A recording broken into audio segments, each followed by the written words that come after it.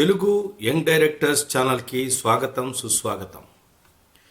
ఈరోజు మన ఎపిసోడ్లో సినిమా రివ్యూ కాదండి, సినిమా పరిశ్రమ మీద కొంచెం నాకున్నటువంటి అభిప్రాయాన్ని తెలియచేద్దామని చెప్పి అనుకుంటున్నాను. ఈ మధ్య అంటే ఈ రోజున అంటే ఇవాళ 4th అనుకుంటా, ఈ రోజున పుష్ప 2 అనే సినిమా రిలీజ్ అవుతుంది. చాలా సంతోషం. ట్రైలర్ చూసిన తర్వాత ఒక ఎపిసోడ్ చేద్దామని నిర్ణయించుకున్నాను. కానీ చాలామంది ట్రైలర్ మీద అనాలిసిస్లను చేశారు. సినిమా ప్రమోషన్ కానీ సినిమాని విమర్శించడం కానీ నా ఉద్దేశం కాదు. సినిమా లెర్నింగ్ అంటే నేర్చుకునే వాళ్ళ కోసం మన ఛానల్ కాబట్టి నాకు అదిగా అనిపించలేదు. ఎందుకంటే ఆల్రెడీ ఒక సినిమా చూసాం, మనం పుష్ప 1 చూశాను, దానికి ఎక్స్టెన్షన్ లాగా ఉంది. ఆ కొత్తదనం ఏంటి అనేది నాకు పెద్దగా అనిపించలేదు. అంటే సబ్జెక్ట్లో కొత్తదనం ఉంటే ఉండొచ్చు, కానీ అంటే ఒక్కొక్క వెర్షన్ ఒక్కొక్కటి, ఈసారి కొంచెం ఫ్యామిలీ వెర్షన్ ఏమన్నా యాడ్ చేశారేమో అనిపించింది, కానీ నాకు పెద్ద అట్రాక్టివ్ పాయింట్ అనిపించలేదు. కానీ అన్నిటికన్నా అట్రాక్టివ్ పాయింట్ ఏంటంటే సినిమా రిలీజ్ అండ్ టిక్కెట్ల యొక్క రేట్లు, తర్వాత దాని మీద ఉండే ప్రచారం, తర్వాత ప్రొడ్యూసర్ల యొక్క ఆలోచన విధానం, ప్రస్తుత సినిమా ఇండస్ట్రీ యొక్క పరిస్థితి. ఇలా గనక కొనసాగితే భవిష్యత్తు సినిమా ఇండస్ట్రీ ఏమవుతుంది? ఆలోచన లేకుండా, సరైనటువంటి ప్రణాళికలు లేకుండా మన పెట్టుబడికి దానికి 4 లాభం రావాలి అన్న వ్యాపార ధోరణిలో వెళ్తున్నటువంటి cinema industry, Telugu cinema industry చివరికి ఎక్కడ తేలుతుంది, ఏమవుతుంది? ఇలాంటి ప్రశ్నలన్నీ కూడా ఈ సినిమా రిలీజ్కు ముందు గత నెల రోజులుగా నాకు నవంబర్ అంతా కూడా అనిపించినాయి. ఎందుకు అనిపించాయనంటే, నవంబర్ సినిమాలు రిలీజ్ అయ్యాయి, చిన్న సినిమాలు ఏవి ఆడలేదు, ఒక్క సినిమా ఆడలేదు. చెప్పండి, నవంబర్లో రిలీజ్ అయిన సినిమాల్లో ఏదైనా ఒక్క సినిమా కనీసం యావరేజ్ టాక్ అయినా తెచ్చుకుందా? ప్రేక్షకుల్ని థియేటర్లోకి రాగలిగిందా? సత్యదేవ్ లాంటి అతని హీరో ఓటీటీలో చాలా సినిమాలు నటించాడు. అతను థియేటర్లు రండి అని 4-5 సభల్లో చెప్పాల్సిన పరిస్థితి వచ్చింది. మరి వెళ్ళారు ఆయన మాటిని? ఇట్లాంటి ప్రశ్నలన్నీ కూడా గత నెల రోజుల నుంచి మదన పడతా ఉన్నాను. సినిమా చూస్తున్నాను, ఎప్పుడైనా మంచి సినిమా ఉంటే వెళ్తున్నాను, చూస్తున్నాను, రివ్యూ ఇస్తున్నాను. కానీ సినిమా ఇండస్ట్రీ యొక్క పోకడ అనేది, సినిమా ఇండస్ట్రీ యొక్క అభివృద్ధిని కాంక్షించే వ్యక్తిగా నాకు ఈ పద్ధతులు అయితే కొంచెంగా నచ్చలేదు. ఇంకొక విషయాన్ని స్పష్టంగా చెప్పదలుచుకున్నాను. నేను ఏ పార్టీకి కానీ, లేదా ప్రభుత్వానికి కానీ, లేదా హీరోకి కానీ, హీరోయిన్కి కానీ, సంస్థకి కానీ అభిమానిని కాను, వ్యతిరేకిని అంతకన్నా కాను. సినిమా ప్రేమికుణ్ణి, సినిమా నేర్పటం, సినిమా తీయటం నేర్పడం, సినిమాని అర్థం చేసుకోవడానికి చెప్పేటటువంటి ఒక వ్యక్తిగా, సినిమాని ప్రేమించే వ్యక్తిగా నా అభిప్రాయం చెప్తున్నాను. కానీ ఇవి పార్టీలకు కానీ, వేరే విషయాలకు కానీ, వ్యక్తిగత విషయాలకు నన్ను అంటగట్టద్దు, ఈ ఎపిసోడ్ని తీసుకోవద్దు దయచేసి. ఇప్పుడే కాదు, ఎప్పుడూ కూడా. నేను విద్యార్థి దశలో ఉన్నప్పటి నుంచి కూడా నేను న్యూట్రల్. సినిమా బాగుంటే అందరి హీరోల సినిమాలు చూసేవాడిని. నాకు నచ్చిన విషయాన్ని చెప్పటం మొదటి నుంచి ఇది. నచ్చకపోతే నచ్చలేదు, ఎవరి సినిమా అయినా కానీ. అది ఎన్టీఆర్ సినిమా అవ్వచ్చు, ఏఎన్ఆర్ సినిమా అవ్వచ్చు, కృష్ణ, శోభన్ బాబు, అప్పట్లో ఉన్న హీరోలు ఏ సినిమా అయినా సరే, పలానా సినిమా బాగుంది అబ్బాయి, చాలా బాగుంది, బాగా చేశాడు హీరో గారు, లేకపోతే నచ్చలేదు, ఈ సినిమా బాగాలేదు, ఎందుకు బాగాలేదు, పలానా కథ, ఇలా నా డిస్కషన్ నడిచేవి నా ఫ్రెండ్ సర్కిల్లో. అదే విధానాన్ని ఇప్పటికి కూడా కొనసాగిస్తున్నాను. ఈ పుష్ప సినిమా ఎన్ని సినిమాలు పెట్టారు, దాదాపుగా 500 కోట్ల పైన పెట్టి తీశారు సినిమా అంటున్నారు. రెమ్యునరేషన్ గురించి కూడా రకరకాల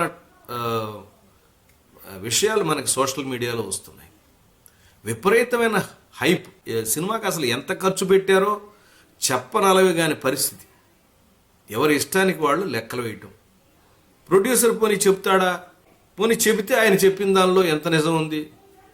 ఇవన్నీ కూడా బ్రహ్మ పదార్థాలు. సినిమా రిలీజ్ అయిన తర్వాత ఒకవేళ ఇంతింత బడ్జెట్లు పెట్టి, ఇంతింత రేట్లు పెట్టి, హైప్ తీసుకొచ్చి, ఇన్ని కోట్ల రూపాయలు ఖర్చు పెట్టి సినిమా తీస్తే, ఆ సినిమా ఏదైనా తేడా ఇట్లా కొంచెం అనిపించగానే తెల్లారి పొద్దునే సోషల్ మీడియాలో, యూట్యూబ్లో మరోటో పేపర్లో వాటిలో బాగాలేదని రావడం, కలెక్షన్లు పడిపోవడం, సినిమా ఢామ్ అని పేరు. తర్వాత ప్రొడ్యూసరు ఊహించలేని నష్టాలు. పోనీ ఓటీటీ వాడు చేసుకున్న బేరాన్ని కూడా రద్దు చేసి అతను అడిగిన రేటుకి సగం రేటుకి అడిగే పరిస్థితులు కూడా వచ్చేసాయి. సినిమా పరిస్థితులకు ఎందుకు ఇలా అవుతున్నాయి?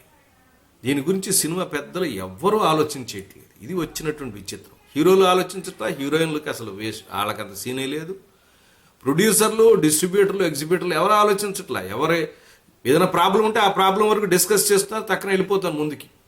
నేను పెట్టుబడి పెట్టాను, ఇది బిజినెస్, నాకు డబ్బులు ఎట్లా వస్తాయి. ఒక ప్రొడ్యూసర్ అయితే ఒక ఆయన ఉన్నారు, ఆయన పేరు గురించి చెప్పడం నాకు ఎందుకు అనవసరం, ఎవరైతే ఏంటి, ఆయన ప్రొడ్యూసర్లో ఆయన కూడా ఒక ప్రొడ్యూసర్. ఇప్పుడున్న పరిస్థితుల్లో మేము ఇంత ఖర్చు పెట్టి ఇంత క్వాలిటీతో సినిమా తీస్తుంటే ఒక 500-1000 రూపాయలు ఖర్చు పెట్టలేరా అన్నట్టుగా మాట్లాడాడు ఆయన. చాలా విచిత్రంగా ఉంది. ప్రేక్షకులు కానీ ఎవరైనా కానీ ఇంతింత రేట్లతో సినిమాలు తీయమని అడుగుతారా?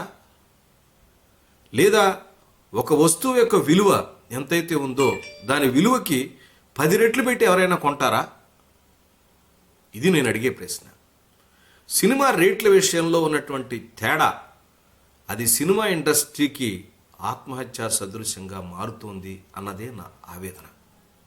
సినిమా రేట్లు, సినిమా బడ్జెట్లు, తీసే సబ్జెక్టులు, ఈ 3 కూడా సినిమాని చంపేస్తున్నాయి. కరోనా తర్వాత పరిస్థితులు మారాయి. కొత్త ఆల్టర్నేటివ్ దొరికింది ప్రేక్షకులకి. అర్థం చేసుకోకుండా అదే మూస ధోరణిలో, మారుతున్న ట్రెండ్స్ని అర్థం చేసుకోకుండా అదే మూస ధోరణిలో వెళ్ళటం అనేది ప్రొడ్యూసర్స్కి అంత మంచిది కాదు. హీరోలకి అత్యంత ప్రమాదకరమైనది.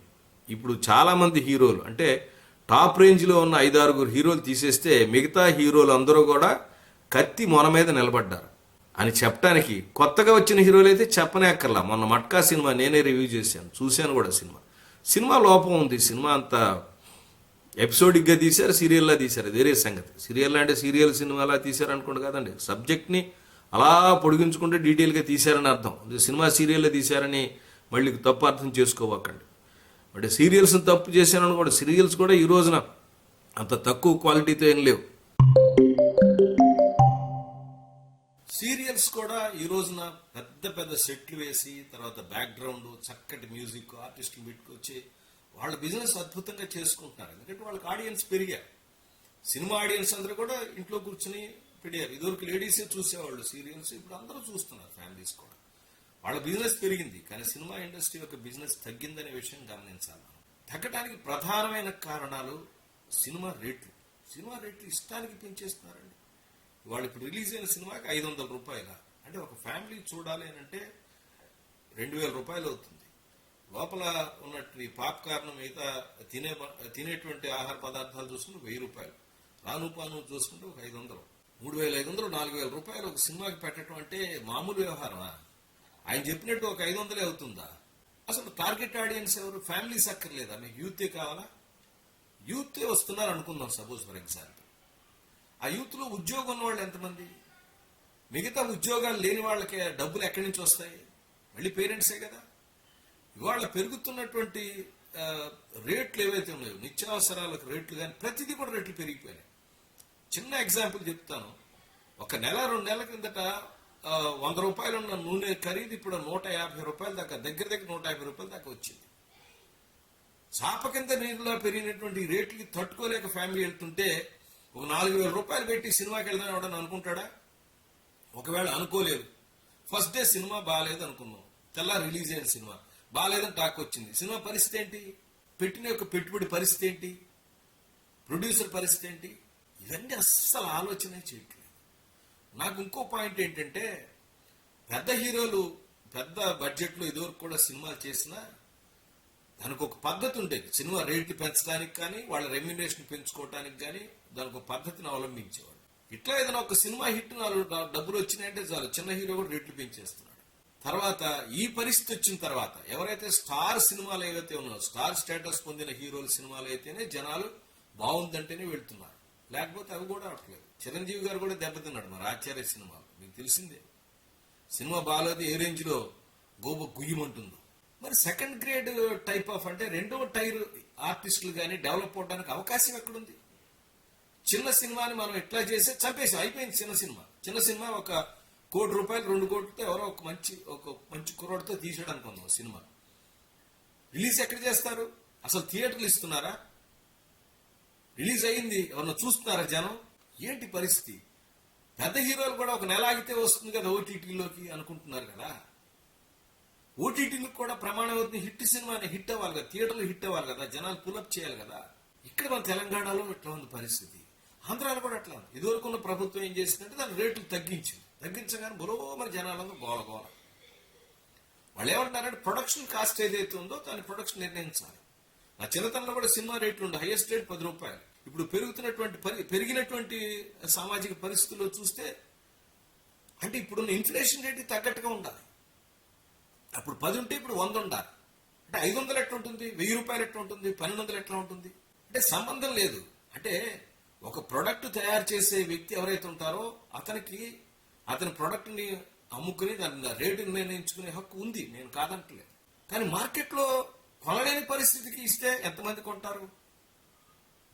కొని ఇదేమైనా ఆరబెట్టుకునే అన్నా పోనీ ఒక ఒడ్లో బియ్యం లేదా ఇంకేదైనా ఆహార ధాన్యాలు అనుకుంటే ఎక్కడ స్టోర్ చేసి తర్వాత పెట్టుకోవచ్చు. సినిమా రిలీజ్ అయిన రోజు మరుసటి రోజు ఎక్కడ పడితే అక్కడ దిక్కుమాల సైట్లో వస్తున్నాయి కదా, జనాలు చూస్తారు. 4 రోజులు కూర్చుంటే ఓటీటీలో వస్తుంది కదా, ఓటీటీలో వస్తుంది కదా. నీ ప్రొడక్ట్కి సేఫ్టీ ఉంది. వన్స్ రిలీజ్ అయిపోతే నీ పరిస్థితి అయిపోయినట్టే కదా, నడి రోడ్డు మీద ఉన్నట్టే కదా. వీటన్నిటికీ పరిష్కారం ఒకటే నేను చెప్పింది. సినిమా రేట్లు పెంచుకోవాలి, కానీ ఇప్పుడున్న పరిస్థితులు తగ్గట్టుగా పెంచుకోవాలి. అంతేగాని ఇష్టానికి ఒక ఫ్యామిలీ మొత్తం సినిమా చూస్తే ఇప్పుడున్న పరిస్థితులకు 1000 రూపాయల వరకు, అందరూ కలిపి 1000 రూపాయలు అంటే మాక్సిమం 250 రూపాయల వరకు ఇప్పుడు మనం ఉంచవచ్చు. 250 రూపాయల వరకు పర్లేదు. టాప్ రేటు నేను చెప్పేది బేస్ రేట్ కాదండి, టాప్ రేటు 300 రూపాయలకి మించకూడదు ఇప్పుడు పరిస్థితి. 3 ఫ్యామిలీ అనుకుంటే 1000 రూపాయలతో ఇళ్ళు వస్తారు నోరు కట్టుకుని. అదే 200 రూపాయలు ఉంటే సినిమా యావరేజ్ గా ఉన్నప్పటికీ కూడా, సినిమా యావరేజ్ గా పోతే 200 పోయి వాళ్ళ పరిస్థితికి ఎవరు 100-200కి ఆలోచించట్లేదు. 1000, 2000, 3000, 4000 అంటే లెక్కలు వస్తున్నాయి. ఏమొస్తుంది దీన్ని బట్టి నాకని ఆలోచిస్తున్నారు. సో ఇదివరకు కూడా నేను ఒకసారి ఇంతకుముందు ఎపిసోడ్లో కూడా చెప్పాను, మార్కెట్లో ఎవరైనా పని లేకపోతే సినిమా హాల్లో కూర్చున్నాడు. ఎందుకని 10 రూపాయలు పోతే 2-3 గంటలు కూర్చో సరదాగా ఎంటర్టైన్మెంట్ అని. అలాంటి పరిస్థితి ఇప్పుడు ఉందా? లేదు కదా. ఇప్పుడు పరిస్థితులు ఎలా ఉన్నాయి? 3 గంటల ఎంటర్టైన్మెంట్కి 3000 రూపాయల జరిమానా అలాగే ఉంది పరిస్థితి. కొత్త దర్శకులు కానీ, కొత్త రచయితలు కానీ, కొత్త నటులు కానీ రావడానికి అవకాశమే లేదు. సినిమాలు థియేటర్లో ఆడలేదంటే సినిమాకున్నటువంటి యాంబియన్స్ మనం కోల్పోయినట్టే.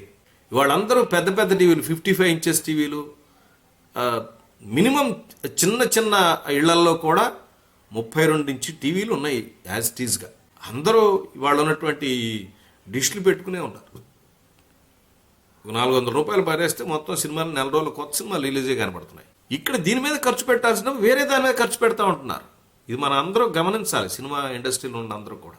సెకండ్ టైర్, 2 టైర్లో ఉన్నటువంటి హీరోలు ఎవరవుతున్నారో వాళ్ళ సినిమాలు ఆడటం అనేది అసాధ్యం. ఇంకా ఆడవు, ఇంకేం ఆడతాయి? సబ్జెక్ట్ ఎక్స్ట్రాడినరీగా ఉండి జనాలు ఉంటే పులిపోతున్నారు తప్పితే మాదిరిగా ఉంటే యావరేజ్ సినిమా అనే మాట లేదు, పోయింది. శతజనోత్సవాలు పోయి ఎన్నో పోయింది, 50 రోజులు పోయింది, నెల రోజులు పోయింది. ఇప్పుడు ఎట్లాంటి పరిస్థితికి వచ్చిందంటే మొదటి 3 రోజుల్లో కలెక్షన్ ఏట 1 వీక్ కూడా పోయింది. ఇప్పుడు మొదటి 3 రోజుల కలెక్షన్లోనే సినిమా పెట్టుబడి లాభాలు మొత్తం లాగించేసారని అంత దిగజారిపోయింది సినిమా. చూడండి, లాంగ్ రన్లో నడిచే సినిమాల పరిస్థితి చివరికి 3 రోజులకి వెళ్ళింది. చిన్న చిన్న హీరోలు కూడా హిట్ కొట్టి నిలబడే ఉన్న పరిస్థితి. చిన్న హీరోలు, సెకండ్ గ్రేడ్ హీరోలు అందరూ కూడా తుడిచిపెట్టుకుపోయారు. వాళ్ళకి పని ఉన్నట్టుగా కనపడుతుంది. ఇంకొన్నాళ్ళు పోయిన తర్వాత అందరూ ఖాళీగా కూర్చోవటమే. వాళ్ళు ఖాళీగా కూర్చున్నారు, మాకేంటి మా సినిమాలు ఆడుతున్నాక డబ్బులు వస్తాయి అనుకోకండి. నెక్స్ట్ వచ్చేది మీదే, మీ పరిస్థితి. మీరు కూడా 2-3 సినిమాలు పోయినాయి అంటే ఇంక గోయిందే, మంగళహారతే. సినిమా ఇండస్ట్రీని బాగు చేసే చర్యలు ఎవరన్నా తీసుకోండి సార్. పెద్దవాళ్ళందరూ ఆలోచించండి సార్. థియేటర్లకు రప్పించడానికి ఏం చేయాలి? చివరికి నేను అంటున్నాను, హాస్యం చేస్తున్నాను అనుకోకండి. సినిమాకి వస్తే మీరు కూల్ డ్రింకు, పాప్కార్న్ ఫ్రీగా ఇస్తాననే పరిస్థితి రాకపోతే నా పేరు తీసి మారి పేరు పెట్టండి. మీరు చూడండి, కొంతకాలంలో వస్తుంది. సినిమా టికెట్ వస్తే పాప్కార్న్, కూల్ డ్రింక్ ఫ్రీగా ఇస్తాం, మీరు రండి. 3 టికెట్లు కొంటే 1 టికెట్ ఫ్రీ, 4వ టికెట్ ఫ్రీ అని నెక్స్ట్ వస్తుంది. నెక్స్ట్ జనరేషన్ వచ్చేది అదే, జనాలు పిలవటానికి. అంతకని వేరే మార్గం లేదు. ఇలా మారుతున్న పరిస్థితులను అర్థం చేసుకోకుండా, మార్కెటింగ్ పరిస్థితిని అర్థం చేసుకోకుండా, ఇష్టానికి పెట్టుబడి పెట్టేసి ఒక అదుపు లేకుండా, రెమ్యునరేషన్లకు ఒక నియమం నిబద్ధత లేకుండా సినిమాలు మేము తీస్తాం మీరు చూడండి అంటే మీరు అనుకున్నంత పిచ్చివాళ్ళు అయితే ప్రేక్షకులు కాదు. ప్రేక్షకులు చాలా తెలివిగల వాళ్ళు. వాళ్ళని అండర్ ఎస్టిమేట్ చేసిన ఏ నిర్మాత, ఏ దర్శకుడు, ఏ హీరో సక్సెస్ సాధించిన చరిత్ర లేదు. అందరూ ఒకసారి ఆలోచించండి. సినిమా టికెట్లు మా రేట్లు పెంచుకున్నాం, మా పెట్టుబడి మాకు వచ్చిందని సంకల గుద్దుకోకండి. మా సినిమా హిట్ అయింది, నా బిజినెస్ ఉంటే చాలు, సినిమా ఇండస్ట్రీ ఎలా పోతుందో అనే ఆలోచన లేకుండా ఉండటానికి ప్రయత్నించకండి. మీకు మీరు సినిమా ఇండస్ట్రీ గనక బతికించుకుంటేనే అది బతుకుతుంది. చచ్చిన శవం మీద పేలాలు ఏరుకుందామా, కొన ఊపిరితో ఉన్న సినిమాని బతికించుకుందామా? ఒక్కసారి అందరూ ఆలోచించండి. మరొక కొత్త అంశంతో మళ్ళీ కలుస్తాను. అప్పటిదాకా నమస్కారం.